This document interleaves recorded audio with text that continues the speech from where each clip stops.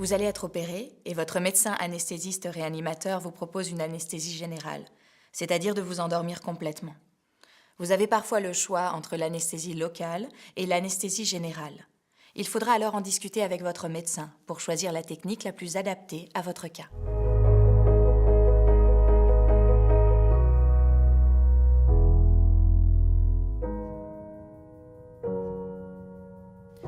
Vous devez absolument être à jeun avant l'opération et ne pas avoir fumé. En général, le dernier repas doit avoir été pris au moins 6 heures avant. Pensez à donner toutes les informations essentielles à votre anesthésiste. Si vous n'avez pas respecté les consignes de jeûne, il peut mettre en œuvre des solutions pour y remédier. Votre médecin peut vous demander d'arrêter certains de vos médicaments. Il faut respecter scrupuleusement ces consignes. C'est important. En revanche, vous ne devez surtout pas décider vous-même d'interrompre un traitement.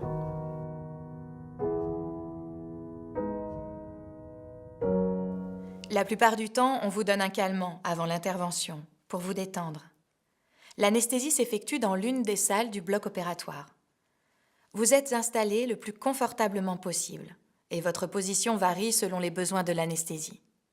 Vous êtes nu et recouvert d'une couverture. Seule la partie concernée par l'intervention est découverte.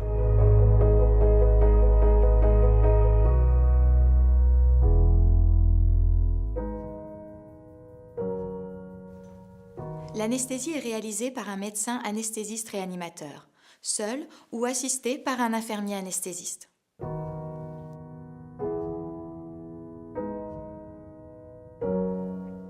L'anesthésie générale consiste à vous plonger dans un état comparable au sommeil. Pour cela, votre médecin utilise plusieurs produits. Un produit pour vous endormir qui agit comme un somnifère et un autre produit, souvent dérivé de la morphine, qui vous rend insensible à la douleur. Selon votre cas, l'anesthésiste peut aussi vous donner un produit qui empêche temporairement vos muscles de bouger, comme par exemple du curare. Votre médecin choisit les produits et évalue les doses en fonction de votre poids, de votre âge, de votre état de santé et des besoins de l'opération.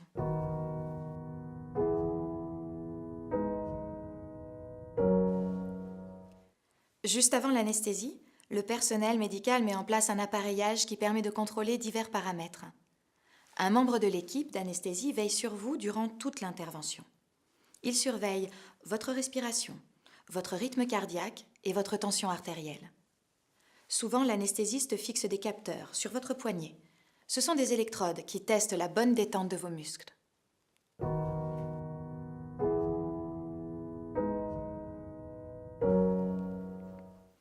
Le médecin anesthésiste commence par vous poser une perfusion.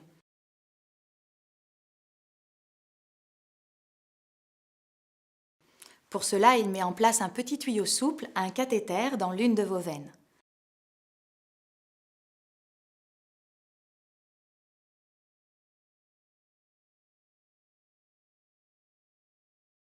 Celui-ci lui permet de diffuser les produits nécessaires pour l'anesthésie.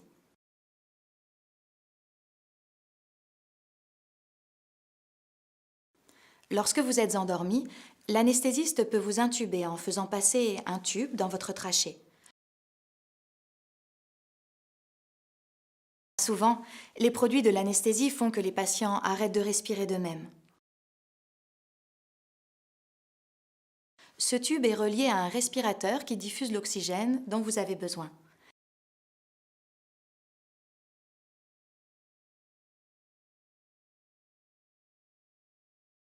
Selon la durée de l'intervention et votre état de santé, le médecin peut remplacer l'intubation par l'introduction dans votre gorge d'un masque spécial, le masque laryngé, lui aussi relié à un dispositif de ventilation.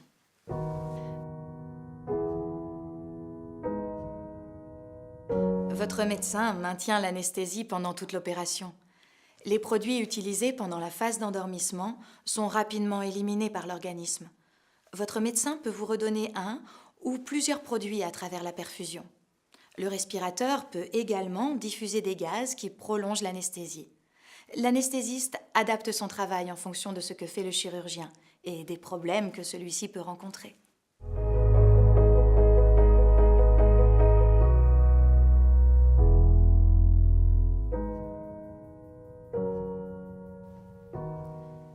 L'anesthésie générale peut être considérée comme la plus forte des anesthésies, car c'est votre corps tout entier qui est endormi. Cela ne veut pas dire qu'elle est plus risquée. La durée de l'anesthésie n'a pas vraiment d'influence sur les risques. Par le passé, lors des débuts de l'anesthésie, des personnes ont pu rester conscientes pendant l'anesthésie générale. Cela ne se produit plus, sauf événements particuliers rarissimes et de toute façon contrôlables. Chaque produit a son antidote. En cas de problème, l'injection d'antidote peut vous protéger d'éventuelles réactions anormales à un produit ou à un autre.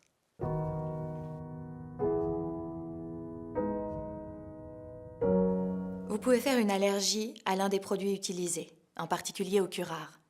Dans le pire des cas, l'allergie entraîne une forte réaction de rejet, le choc anaphylactique. Il fait chuter votre tension, provoque un gonflement généralisé et il faut agir rapidement pour éviter des conséquences graves. Rassurez-vous, votre anesthésiste réanimateur saura faire ce qu'il faut rapidement et de manière adaptée pour résoudre ce problème tout à fait exceptionnel. Si vous êtes allergique aux antibiotiques ou au latex, signalez-le à votre médecin. Très rarement, des difficultés pour respirer, des problèmes de fonctionnement du cœur ou de la circulation du sang peuvent survenir. Si vous n'êtes pas à jeun pendant l'anesthésie, vous risquez de vomir. Du liquide acide de l'estomac peut alors passer dans les poumons et les endommager, car les muscles qui empêchent normalement ce passage sont détendus par l'anesthésie. Ces accidents sont très rares si les consignes du jeûne sont bien respectées. Des nerfs peuvent être comprimés sur la table d'opération. Cela peut entraîner une insensibilité ou des difficultés pour bouger certaines parties du corps. La plupart du temps, c'est temporaire, et une paralysie ou une perte de sensation permanente reste exceptionnelle. Si on vous intube un peu trop tôt, quand les muscles ne sont pas encore complètement relâchés, le tube peut abîmer vos cordes vocales. La plupart du temps, cela ne provoque qu'un petit changement de voix ou des douleurs, tous deux temporaires. Les dents peuvent aussi être abîmées. Signalez donc tout problème ou fragilité à ce niveau. Dans le pire des cas, si le médecin ne parvient pas à vous intuber, il peut effectuer une trachéotomie, c'est-à-dire faire un tout petit trou dans votre gorge pour que la respiration se fasse. C'est tout à fait exceptionnel.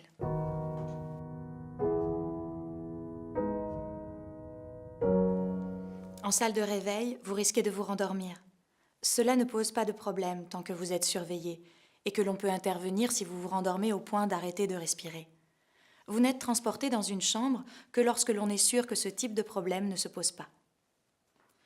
L'endroit de la perfusion peut s'infecter, c'est-à-dire que des microbes peuvent s'y développer. C'est rarissime.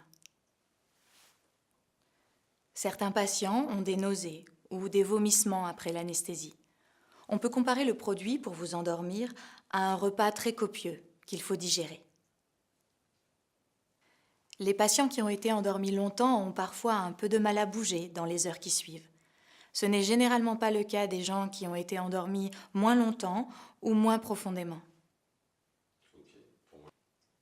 Il est possible que vous ayez des difficultés pour uriner, surtout si des produits dérivés de morphine ont été utilisés. Rassurez-vous, c'est temporaire. Certains patients ont des petits problèmes de mémoire ou de concentration dans les heures suivant l'anesthésie. Ces petits troubles disparaissent rapidement.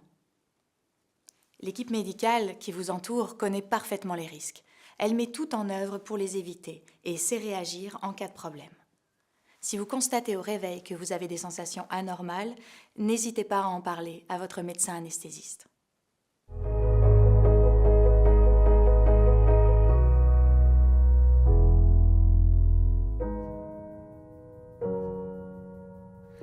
Après l'intervention, soit vous vous réveillez en salle d'opération, soit on vous transporte dans une salle de réveil.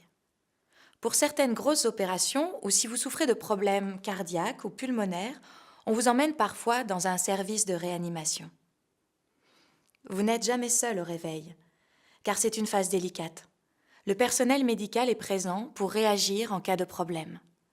Lorsque vous vous réveillez et que votre propre respiration reprend le relais, on vous enlève le tube ou le masque qui vous apporte de l'oxygène.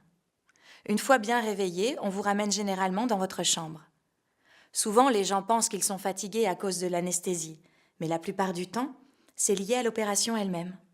Votre organisme a besoin de temps et d'énergie pour se remettre.